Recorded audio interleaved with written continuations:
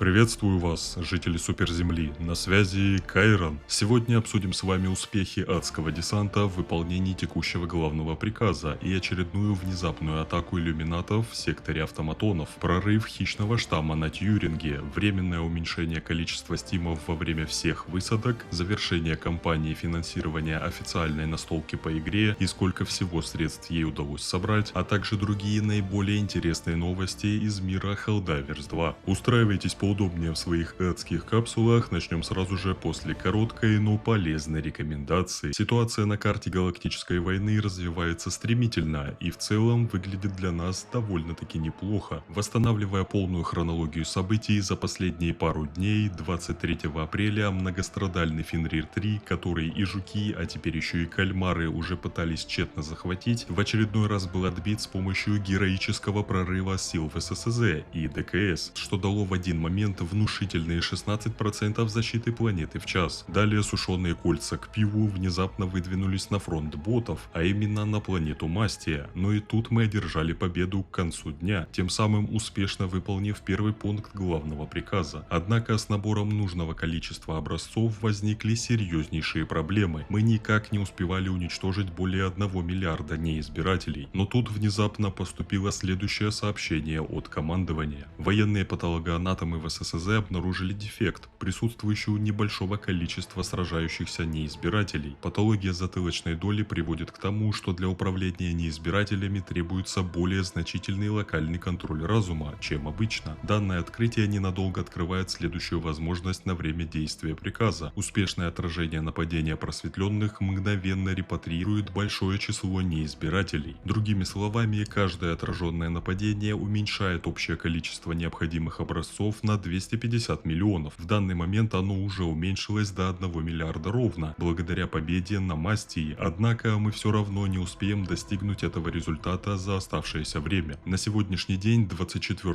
апреля, во второй раз Фенрир 3 нам удержать не удалось. Тьюринг также был проигран, даже несмотря на наличие активных орлов ДКС, которые, по идее, должны были заблокировать захват. Поражение на Фенрире привело к ощутимому негативному эффекту для всего адского десанта. Как сообщается в рапорте, ученые на Фенрире 3 страдают от последствий длительного стресса, вызванного последовательными атаками иллюминатов. Для продолжения важнейших исследований им будет предоставлено самое современное лечение для поддержания умственных способностей. Это перераспределение окажет краткосрочное влияние на операции хеллдайверов. Количество стимов будет временно снижено на 2 единицы. По-моему, эти бесконечные нападения на Фенрир уже стали мемом. Бедные ученые сидят в подвале дольше, чем работают. Провал на Тьюринге также повлиял на общую ситуацию. Просветленные нанесли центру ксеноэнтомологии на Тьюринге значительный ущерб, что привело к побегу мутировавших особей, которых держали в защищенных загонах для изучения. В результате планету Тьюринг атаковали особи штамма Хищник. Плюсуем сюда отсутствие целых 2 стимов, которое уж точно не поможет в борьбе с хищниками, и получаем вполне себе веселую картину. Сейчас атака иллюминатов развернулась на стратегически важной планете Пилен-5 с генератором репульсионного гравитационного поля, который мы никак не можем потерять. Нападение просветленных на Пилен-5 подвергло опасности генератор репульсионного гравитационного поля, необходимый для остановки меридианской червоточины. Генератор почти готов, нельзя позволить просветленным уничтожить наш прогресс. Победа на этом рубеже важна еще и тем, что помимо сохранения важнейшего объекта, мы еще раз уменьшим шкалу набора неизбирателей до 750 миллионов. В идеале, конечно же, отразить еще одно вторжение, чтобы снизить общий счетчик до 500 миллионов, которые вполне реально добить за оставшиеся сутки. Поэтому рекомендую сосредоточиться только на Пилене 5 и не дать тирании ксеносов нарушить наши планы по остановке сингулярности Меридии. Что касается известий от разработчиков или комьюнити-менеджеров, на сегодняшний день они практически молчат как рыбы. Судя по всему, все заняты детальной проработкой и тестированием следующего обновления, что похвально, потому что за последнее время товарищи из Zerowhead позволили себе пропустить множество неприятных ошибок и критичных проблем. Видимо, возросшее негодование сообщества их впечатлило, и они не хотят в этот раз, как говорится, ударить в грязь лицом. Это подтверждает данное сообщение комьюнити-менеджера с никнеймом Мичимус. К сожалению, на этой неделе обновления не будет, но команда готовит его прямо сейчас. Мы хотим удостовериться, удостовериться, что с ним все хорошо, прежде чем выпускать его в релиз. Позже он дополнил: мы сделаем все возможное, чтобы рассказать вам подробности, но, к сожалению, сейчас я мало чем могу поделиться. Последнее наиболее интересное сообщение от главы отдела контроля качества Arrowhead выглядит так: сегодня мы провели встречу, у нас есть несколько идей, следите за новостями. Ну что ж, ждем, друзья, надеюсь, все наши ожидания по поводу обновления оправдаются. Что касается новых проблем с игрой, обнаружена еще одна неприятная ошибка с блокировкой выбора сложности высадки у некоторых игроков. Как сообщает сотрудница службы поддержки Vitamin B, обычно невозможность изменить сложность означает, что операция уже активна, и начало новой операции возвращает эту опцию. Но учитывая, что об этом сообщает целая куча людей, а обновления не было, возможно, что-то произошло в нашем бэкэнде. Я попрошу команду разобраться с этим, когда они придут на работу. Позже она добавила: у некоторых игроков что-то не так с выбором сложности. Мы уже изучаем проблему, самостоятельно вы ничего не сможете с этим поделать. Команда работает над исправлением. Так что, если вы столкнулись с этой проблемой, единственный совет, как решить ее на данный момент, это отменить текущую высадку и запустить другую. Тогда выбор сложности должен заработать. Говоря об общем списке известных багов, он не обновлялся уже более 19 дней. Даже баг с бесконечной стрельбой из некоторого лазерного оружия туда не включили, не говоря о других, найденных еще позже. Возможно, они уже просто устали обновлять публичный список и ведут только внутренний подсчет. Увидим это по факту, когда выйдет патч с фиксами. Кампания по сбору средств официальной настольной игры по Helldivers 2 завершена. За 14 дней проект собрал чуть более 1 миллиона 800 тысяч фунтов стерлингов, что в переводе по текущему курсу ЦБ составляет 202 миллиона рублей. В честь этого события на странице обновлений опубликовано следующее сообщение: огромное спасибо от команды. Благодаря каждому из вас настольная игра Helldivers 2 становится реальностью. Скоро вы присоединитесь к борьбе за свободу во враждебной галактике. Теперь, когда кампания завершена и это огромная победа для Суперземли, спасибо всем вам, мы снова переключаем внимание на завершение разработки игры и подготовку всего необходимого для производства. Мы будем продолжать следить за комментариями, а вы ожидаете ежемесячных обновлений прямо здесь на GameFound. Некоторые обновления могут быть менее масштабными, чем другие, особенно на раннем этапе производства, но мы будем держать вас в курсе. Что касается недавних обновлений настолки, 21 апреля был представлен новый Helldiver, мини-чумной доктор, вооруженный сетом на газ, а именно стерилизатором, орбитальным газовым ударом, сторожевым псом-вонючкой, газовой гранатой и неожиданно стим-пистолетом, видимо, чтобы хилить союзников, которые будут утопать в облаках зеленой ванизмы. Другим обновлением стало расширение доступных биомов, миссий и погодных эффектов.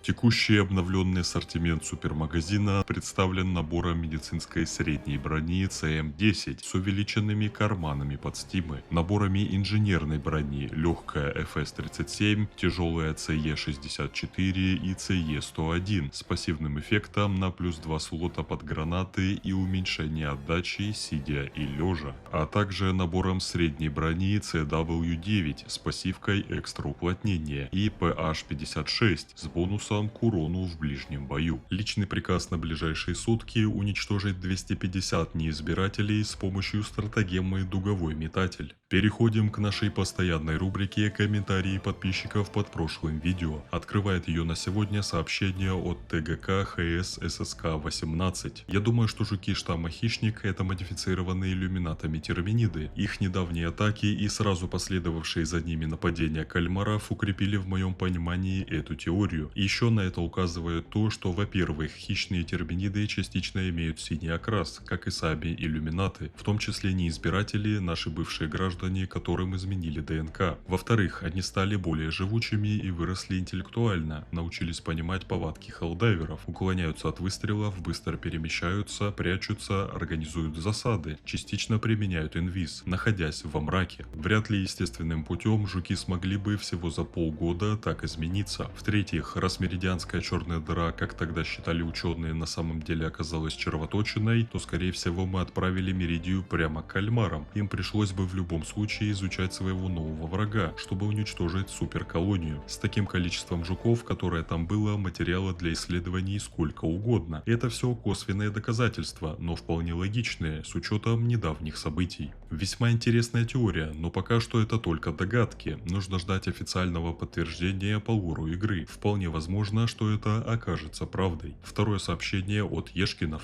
Все нормально, у шведов есть так называемый отдых от отдыха. Хорошо устроились, однако, но судя по немногочисленным сообщениям, некоторые разработчики студии все же готовят следующий патч. Следующий комментарий от Федора Прокопенко. Вот все говорят про коллабу с Вахой, а прикиньте, заходите в игру, а там пропуск штуками из Дипрока и новый вид тела, тумбочка 1,5 метра плюс скин с бородой из-под шлема, а также кирка как второе оружие. Ранее геймдизайнер Arrowhead сообщал, что переговоры с разработчиками DRG были, так что эта коллаба весьма вероятна. Четвертый комментарий от подписчика с никнеймом Родимый Комиссар. Если они хотят сохранить эту дружескую обстановку, то можно сразу искать людей, которые явно будут активно социализироваться и вольются в эту компанию, ну и соответственно не глупых, а также с познаниями в разработке. Тем самым штат будет медленно, но пополняться. На данный момент у них есть ряд открытых вакансий, но в общем и целом руководство не хочет расширяться, например, до 1000 человек, а это очевидно бы помогло с сокращением ожидания новых патчей и контента. И пятый и последний на сегодня комментарий от мистера Доминос. Это шатун заводная пята. Данная слабость этого юнита, кстати, породила много споров на том же Reddit, и часть игроков склоняются к тому, чтобы убрать это уязвимое место, а пока можно спокойно ваншотить шатун завод в пятку с любого угла. Благодарю вас за поддержку этого видео, дорогие друзья. Не забывайте ставить свой адско-десантный лайк и подписываться на канал и наш телеграм. На связи был Кайрон, до встречи в новых видео. Черт возьми, дайверы.